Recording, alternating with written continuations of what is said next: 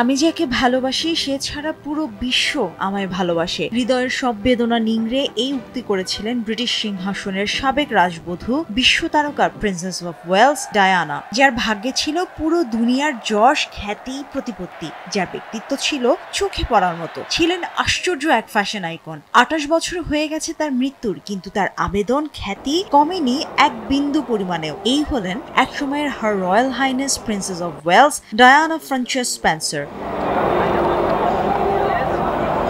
মাথা ভর্তি সোনালী রঙের ববকাট চুল, নীল রঙের চোখ, ঠোঁটে ভুবন ভোলানো মোহিনী হাসি আর আচরণ দিয়ে পুরো দুনিয়ার মানুষের কাছে জনপ্রিয় হয়ে ওঠেন প্রিন্সেস ডায়ানা। ব্রিটিশ সিংহাসনের বর্তমান রাজা চার্লস দ্য থার্ডের সঙ্গে প্রণয়ে জড়ানোর পর থেকেই আলোচনা আর আগ্রহের কেন্দ্রে চলে আসেন লাজুক স্বভাবের ডায়ানা। মানুষজন আদর করে ডাকতেন লেডি ডি নামেও। প্রেমে পড়েছিলেন নিজের থেকে 13 বছরের বড় তৎকালীন যুবরাজ চার্লসের। 1981 সালে ঘটা করে বিয়েও হয় তাদের।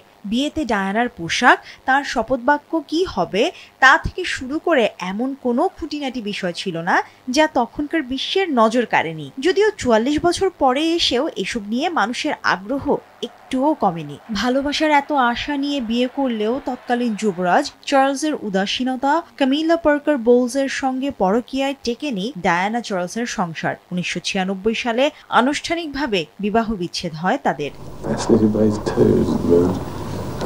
বিচ্ছেদের আগ পর্যন্ত নিজেদের সম্পর্ক নিয়ে ক্রমাগত যুদ্ধ করে গিয়েছেন ডায়ানা, এমনকি রাজপরিবারও এর ভুক্তভোগী। বিভিন্ন সময়ে অপ্রস্তুত অবস্থার সম্মুখীন হয়েছেন খোদ রানী দ্বিতীয় এলিজাবেথ এবং কুইন কনসোর্ট প্রিন্স ফিলিপ। বিশ্লেষকরা বলেন ডায়ানার ভালোবাসার আকুতি আর চার্লসের আত্মবিশ্বাসহীনতা, আত্মমর্যাদায় ঘাটতি এবং ক্যামিলা পার্কার বোলসের সঙ্গে দোদুল্যমান সম্পর্ক এমন চারিত্রিক বৈশিষ্ট্যের ফলে তাদের বিয়ে টেকেনি।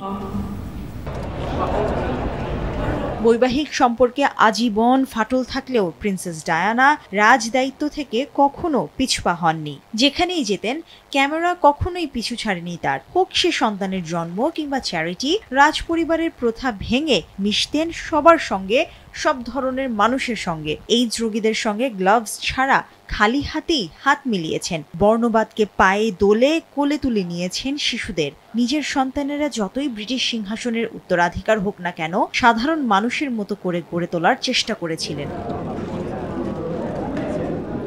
আকাশচুম্বী জনপ্রিয়তা থাকলেও ক্যামেরার সামনে স্বাচ্ছন্দ্য বোধ করতেন না ডায়ানা। পাপারাজ্জিদের উৎপাত ছিল তার নিত্যসঙ্গী। বিচ্ছেদের পর নিঃসঙ্গ ডায়ানার বেপরোয়া জীবনযাত্রা সমালোচনার জন্ম দেয়। সম্পর্কে জড়ান ধনকুবের মিশরীয় প্রযোজক দৌদি আল ফায়েদের সঙ্গে। প্যারিসে দৌদির নিজস্ব হোটেল রিডসে ডিনার শেষে পাপারাজ্জিদের চোখকে ফাঁকি দিতে পেছনের দরজা দিয়ে বেরিয়ে যান ডায়ানা দৌদি। এরপরই পন্থ দ্য আলমা টানেলে ভয়াবহ দুর্ঘটনার শিকার হয় তাদের মার্সিডিজ বেঞ্জ গাড়িটি। সংঘর্ষে দুমড়ে মুচড়ে যাওয়া গাড়িতে ঘটনাস্থলেই মারা যান দৌদি আল ফায়েদ এবং গাড়িটির চালক। কোনো মতে বেঁচে যান ডায়ানার ব্যক্তিগত দেহরক্ষী। ওদিকে দুর্ঘটনায় মারাত্মক আহত ডায়ানাকে দ্রুত একটি হাসপাতালে নেওয়া হয়। শরীরে অজস্র জখম নিয়ে তীব্র যন্ত্রণার সঙ্গে কয়েক ঘন্টার লড়াই শেষে শেষ নিঃশ্বাস ত্যাগ করেন প্রিন্সেস ডায়ানা। তবে অনেকে মনে করেন তার মৃত্যুর সঙ্গে আছে রাজ পরিবারের হাত। ব্রিটিশ সিক্রেট সার্ভিস তাকে হত্যা করেছে।